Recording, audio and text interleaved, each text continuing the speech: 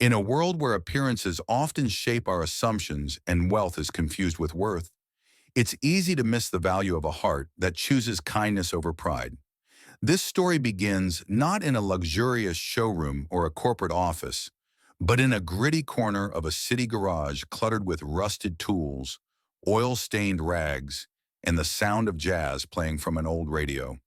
Meet Jacob, a young mechanic, barely in his 30s with grease under his fingernails, a t-shirt that had seen better days and a face that carried both the fatigue of long nights and the peace of a man who knows the meaning of hard work.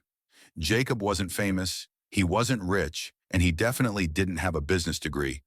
But what he did have was a rare blend of skill, humility, and integrity that most people only talk about in motivational posters. His life had been anything but easy. He dropped out of engineering school years ago to care for his mother after she was diagnosed with a chronic illness, and when she passed, he inherited this garage from his late father and kept it alive, fixing cars for locals charging less than he should, and often helping people who couldn't afford anything at all. This isn't just a story about engines and wrenches. It's a story about how two drastically different worlds collided one fateful day and rewrote the rules of love, respect, and redemption. Amber was the kind of woman who turned heads when she walked by dressed in designer clothes with a phone always buzzing in her hand. She was raised in a wealthy family, worked in marketing for a tech startup, and drove a sleek imported sports car. She wasn't cruel, just disconnected from the kind of life Jacob lived. So when her car suddenly sputtered to a stop in a rough part of town, she felt panic rising. She grabbed her phone. No signal. She looked around unfamiliar buildings, fading daylight, and the growing fear that she was in the wrong place at the wrong time. Then came the sound of boots on gravel. Jacob appeared, wiping his hands on a rag. Eyes curious but kind, he asked if she needed help. Amber hesitated, unsure whether to trust him, but something about his voice, his calm demeanor, made her pause. She nodded. Jacob walked around her car, popped the hood, and got to work. She watched, unsure whether to feel grateful or guarded. Within minutes, he diagnosed the issue: a clogged fuel line and a failing ignition coil, and with tools from his nearby shop, he fixed it right there on the street. When she asked how much, he smiled and said, "Just pay it forward." Amber was stunned not just by his skill, but by his sincerity. She offered to pay anyway, and he declined. That moment stayed with her more than she expected. Over the next few days, she found herself thinking about that mechanic, the one who didn't want anything in return. The one who treated her not like a stranger, but like someone worth helping without question. And this is where the real shift happens, because sometimes the people who change your life are the ones you least expect. Now let's pause here for a moment and consider something powerful. How often do we overlook people because of how they look or where they come from? How often do we judge worth by wardrobe, by job title, by zip code? The truth is, we all carry biases whether we admit them or not. But stories like Jacob's challenge those assumptions and remind us that character is revealed not in moments of comfort, but in moments of choice. Amber decided to visit the garage again at first, under the excuse of needing another quick inspection, but Jacob saw through it and offered her tea instead. In mismatched mugs, they talked about everything from childhood dreams to broken engines to why jazz sounds better in the rain, and slowly a friendship formed. Not forced, not fast, just real. And that's the kind of connection most people crave.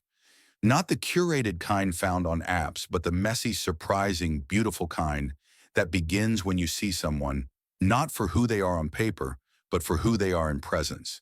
And Jacob wasn't trying to impress. He just was himself, a man who loved machines, believed in second chances, and never forgot where he came from. He'd tell Amber stories about his mom, how she used to pack lunches for the local homeless, how she told him real success is being useful and kind, even when no one's watching. Amber began to reflect on her own world, the constant pressure, the shallow conversations, the parties that left her feeling lonelier than before. She started noticing how often people around her judge others for what they lacked instead of what they gave. And that discomfort grew into clarity one afternoon. She showed up at the garage, not in heels or a dress, but in sneakers and jeans, and asked Jacob if he could teach her how to change a tire. He laughed, handed her a wrench, and said, "Only if you promise not to sue me, if you get grease on your shoes." And in that moment, the barrier between their worlds cracked open. What followed was a series of weekends spent learning, laughing, occasionally arguing, but always growing together. And here's the real-world reflection. This kind of cross-class friendship and later love is not just a romantic fantasy, it's a radical act of empathy in New York. A similar story played out when a social media consultant met a food truck worker after he helped her during a rainstorm. They're now married and run a nonprofit for vocational training because love, when rooted in respect, can build bridges where there were once walls and back in the garage. Amber learned more than just car repair. She learned about resilience, generosity, and what it means to live with purpose. Jacob learned too. He saw in Amber someone who wasn't afraid to evolve, who dared to question her own privilege and use it not to rise above, but to lift others up. Over the next few weeks, something began to shift in Amber's life. She found herself looking forward to weekends at Jacob's garage more than any gallery opening or networking brunch. Her high-rise apartment no longer felt as vibrant. Her social circle started to seem less inspiring. It wasn't that she was ashamed of her past. It was that Jacob's presence revealed what was missing: authenticity, not the kind you flaunt on social media, but the kind that unfolds in quiet moments, in real laughter, and in conversations that go beyond surface-level chatter. Jacob taught her to change oil, to rotate tires, and even to understand the engine's timing belt. And through every lesson, she was learning far more than mechanics. She was learning about grit, about choosing what's right over what's easy, and about the quiet power of showing up every day and doing your best even when no one applauds. One Saturday, while they worked on a vintage convertible, a group of neighborhood kids gathered nearby. Curious Jacob waved them over, offered them juice boxes, and showed them how to check tire pressure. Amber was surprised. She asked if they were his cousins or students. He smiled and said, "They're just the future." That simple sentence hit her hard. She realized that while many people with far more wealth and resources looked away from these kids, Jacob saw them, nurtured them, and believed in them. She began to help too, buying books and snacks, donating to the local school, and listening, really listening to their stories. And here's where this story ties into real-world inspiration. In Detroit, a woman named Erin started volunteering at a neighborhood auto shop that trained young men recently released from juvenile detention. Today, that shop not only produces certified mechanics, but gives those young men dignity, hope, and direction. Erin often says, "We're not fixing cars, we're rebuilding lives." And that's exactly what Amber began to see in Jacob's work. And the more time they spent together, the more their connection deepened. One evening, while locking up, Jacob noticed Amber staring at a faded photograph on the wall. It was his mother standing in front of the shop with a toolbox in hand, her smile full of pride. Amber asked about her, and Jacob told her everything: how she used to fix cars, right alongside his dad, how she believed in grace before judgment, and how she made him promise on her last night to always treat every person who walked into the garage like family. Amber reached out, touched the photo, and said she would have been proud of you, and Jacob turned away quickly to hide the emotion in his eyes, but the walls around his heart began to fall, because it had been a long time since anyone had really seen him. The man behind the grease, the dreams behind the silence. He saw Amber differently too, not just as a beautiful woman from a different world, but as someone who chose to learn to stay, to grow. Their friendship was real, and it was evolving, and like all meaningful relationships, it was about to be tested. One afternoon, Amber invited Jacob to a business networking event at a sleek rooftop venue overlooking the skyline. At first, he declined, saying he didn't belong there, but Amber insisted, said the people there needed to hear voices like his. So he agreed, bought a thrift store blazer, polished his boots, and rehearsed what little small talk he could stand. But the night didn't go as planned. When they arrived, her ex-boyfriend, Chad, a venture capitalist with a smirk too wide and a heart too small, saw them and immediately began making snide remarks about Amber's new mechanic friend. He asked Jacob how much he charged for spark plugs and whether he accepted tips and sandwiches. Jacob didn't react. He smiled, shook his hand, and said, "I charge honesty and pay in. Respect. Some people can't afford me." Amber braced for a scene, but none came instead. Jacob walked away and spent the evening talking to a small group of young entrepreneurs who found his perspective refreshing and brilliant. And later that night, Amber apologized for putting him through that. Jacob just laughed and said, "It's not the first time someone underestimated me. It won't be the last.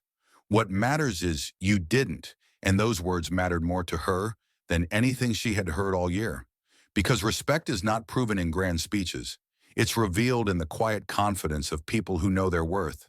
And that night on the drive back to her apartment, Amber said something she hadn't dared to say before. "I think I'm falling for you, Jacob." And he looked at her a little surprised, but mostly honored, and replied, "Then I'll just have to keep being worth the fall." And that began the most beautiful chapter of their story, not because everything got easy, but because they chose to face what was hard together. And that's what real relationships look like. Not just sunsets and soft music, but tough conversations, laughter through tears, and the strength to build something real from the ground up. Just like Jacob built his garage, just like Amber was rebuilding her understanding of love. As weeks turned into months, the relationship between Jacob and Amber grew stronger. Not because they were perfect, but because they were honest. They shared their fears, their regrets, and their dreams. Amber admitted that she had spent years chasing a version of success that left her feeling empty and disconnected. Jacob revealed how often he questioned whether he had made the right decision, dropping out of school to care for his mother, whether he had sacrificed too much, or if in the end he had chosen the life that truly mattered. And through these confessions, they found freedom not just from their past, but from the pressure to perform, to impress, or to pretend. One of the most pivotal moments in their journey came on a rainy Saturday. Amber showed up at the garage holding a portfolio and said, "I want to show you something inside." Were sketches, designs, and business models for a modern community-based auto training center. Jacob flipped through the pages, eyes widening with every turn. Amber explained, "I've been working on this for weeks. It's based on your philosophy: train with integrity, fix with purpose, serve with heart. I want us to build it together. A place where young people can learn mechanics and life skills, regardless of their background." Jacob was speechless, not because of the opportunity, but because of what it represented. Someone believed in him, in his vision, in his ability to lead, not just survive, and that kind of belief changes everything. This moment connects deeply with real-life initiatives like the one started by Jimmy and Leslie in Houston, who opened a hybrid mechanic school and mentorship hub in an old firehouse. Today, their center helps at-risk youth gain skills, earn certifications, and build confidence through mentorship and hands-on work. It's proof that practical education combined with compassion can be transformative. Inspired by Amber's proposal, Jacob agreed, and they began taking steps, researching locations, connecting with partners, and reaching out to the very youth Jacob had once handed juice boxes to. Now he was offering them a future with dignity and purpose. And this wasn't just about tools and torque. It was about empowerment, identity, and rewriting generational narratives. But success didn't come overnight. They faced zoning issues, skeptical investors, and days when exhaustion made everything feel impossible.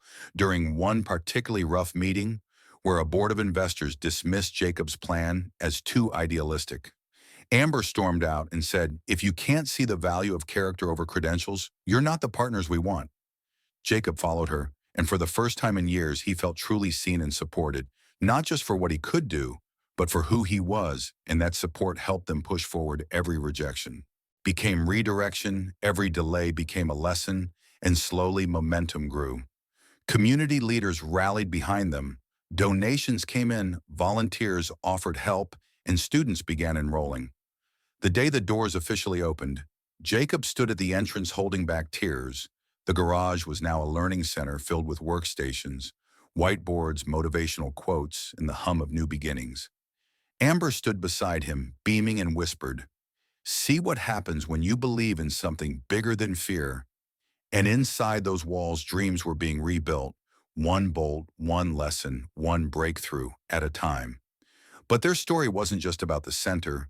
It was about the ripple effect. Amber's family, who once doubted her choices, began volunteering. Her father even donated tools from his old collection, saying, "I can see why you love this guy. He fixes more than cars, he fixes futures." And Jacob's old friends, who thought he had disappeared into a garage, began visiting, watching him teach, and realizing that leadership doesn't always wear a suit. Sometimes it wears work boots and a kind smile. And Daisy, one of the first students, a 16-year-old with a tough past, gave a speech at the center's first graduation. She said, "I used to think people like me didn't matter. Now I know I do, because someone took the time to show me how strong I really am."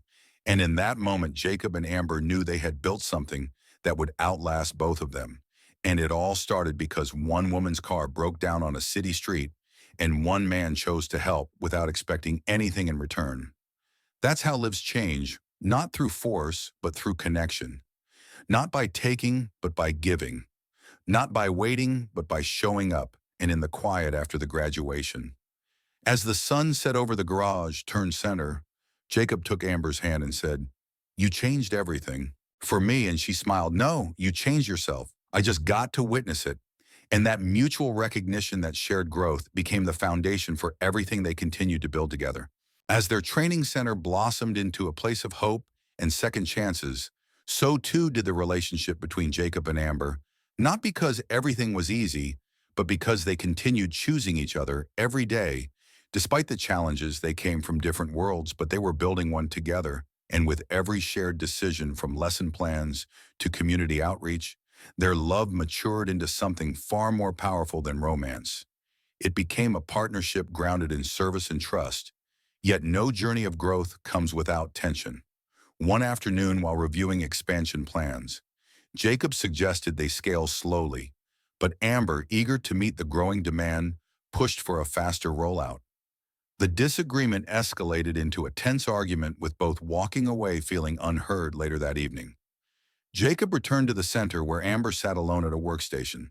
Her face tired but determined, he sat beside her quietly and said, "I'm not mad because we disagreed. I'm just scared of losing what we built together." She looked at him, tears pooling in her eyes, and said, "I've spent most of my life pushing forward without asking if everyone around me could keep up. You ground me, Jacob, and I never want to move so fast that I lose that balance." And in that moment, they found not only resolution, but a deeper understanding of each other. Amber's drive and Jacob's patience weren't opposing forces. They were complementary strengths, and that's something many couples overlook. Disagreements aren't signs of incompatibility. They're opportunities for intimacy, for learning how to better love one another. And in real-life relationships like that of social entrepreneurs, Caleb and Janine, who founded a nonprofit in Boston, show how unity through conflict can build long-term impact. They clashed often over budgets and timelines, but always returned to the table, reminded by their shared mission and their shared love. Back at the center, Jacob and Amber implemented a mentorship program, inviting past students like Daisy to teach newcomers, building not just a school, but a legacy of peer leadership. The kids began calling it the Garage of Dreams, and that name stuck. Graffiti artists painted it across the back wall in bold, vibrant colors, and local media picked up their story, turning it into a source of pride for the entire neighborhood. But the real highlight came when Jacob was invited to speak at a national education summit, initially reluctant. He agreed after Amber encouraged him, saying, "Your story is exactly what people need to hear." Standing on stage in front of hundreds of educators, investors, and activists, Jacob shared his journey not as a polished speech, but as a heartfelt reflection. He talked about his mom, about sacrifice, about choosing dignity over dollars, and about how fixing a stranger's car on a rainy afternoon turned into a movement of empowerment. The room erupted in applause, but what moved Jacob most was seeing Amber in the crowd, eyes full of tears and pride. And in that moment, he realized that sometimes we don't find our purpose. We build it piece by piece, often alongside someone who sees us, even when we're not sure who we are yet. And after the summit, new doors opened, not just for funding, but for influence. They were invited to consult on curriculum in underfunded schools and to help replicate their model in other cities. But they remained grounded, remembering the kids back home, the cracked concrete, the buzzing radio, and the first tire change that sparked it all. Their love also deepened in quiet ways. Jacob surprised Amber with handwritten notes hidden in her tool drawer. Amber planned a weekend getaway to a remote cabin where they disconnected from everything and simply listened to the sounds of the forest and each other. And during one of those long walks, Jacob paused, took her hand, and said, "I don't know where life will take us next, but I know I'll never stop building something with you." And Amber looked at him, smiled, and said, "Then let's build something we can pass on." And soon they did, not just in their work, but in life. Because a few months later, Amber held up a pregnancy test, tears falling as she whispered, "We're having a baby." Jacob held her trembling in his arms, laughter and disbelief mingling with overwhelming joy. They had already raised dreams. Now they were about to raise a child, and they vowed to give their child what they gave each other. Not luxury, but love. Not perfection, but presence. Not things, but time and values. And that promise became the blueprint for the next phase of their journey. They began preparing the Center for Childcare made schedules to rotate responsibilities and even launched a parenting program for young families in the neighborhood. The lines between personal and professional blurred, but in the best way, because when you lead from love, everything becomes an opportunity to serve, to connect, to grow. And in one of the most touching scenes at the center, Daisy, now a mentor and a role model, gave a speech during a community celebration. She looked at Jacob and Amber and said, "I came here broken and scared. Now I walk with purpose because you showed me how to believe in myself, and that's what this place is all about. It's not just fixing cars, it's fixing futures." And as applause filled the room, Jacob and Amber exchanged a look that said, "This is exactly what we hoped for and more." As the months passed and the baby's arrival grew closer, Jacob and Amber began to reflect more intentionally on the legacy they wanted to leave behind, not just for their child, but for every life their center had touched. They understood now more than ever that building a life wasn't just about financial stability or professional recognition. It was about the values they lived every day, the kindness they showed, the examples they set, the trust they nurtured. They continued to teach, mentor, and support their students, but now with an even deeper sense of responsibility, knowing their child would grow up watching them live. What they preached, the community center, which once served a handful of local kids, now offered workshops in budgeting, mental health, mechanical engineering, and even creative writing. Because Jacob believed that while fixing cars was useful, fixing self-worth was powerful, and Amber added her creative touch, launching a weekly storytelling circle where students and mentors shared stories of failure, perseverance, and joy, giving language to experiences that were often left unspoken. And it was during one of these circles that a quiet boy named Marcus stood up for the first time and said, "I thought I'd always be alone.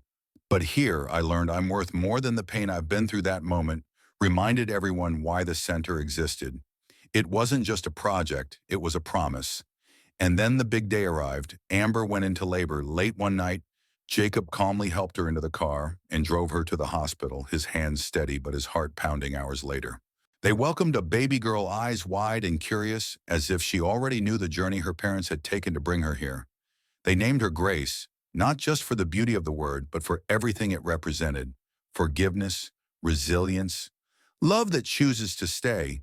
And in the hospital room, surrounded by soft beeps and quiet coos, Jacob whispered to his daughter, "I promise to always show up, to fix what's broken, and to teach you how to do the same." And Amber added, "And I'll teach you how to lead with heart, how to listen, how to love." And as they cradled Grace in their arms, the world outside faded for a moment.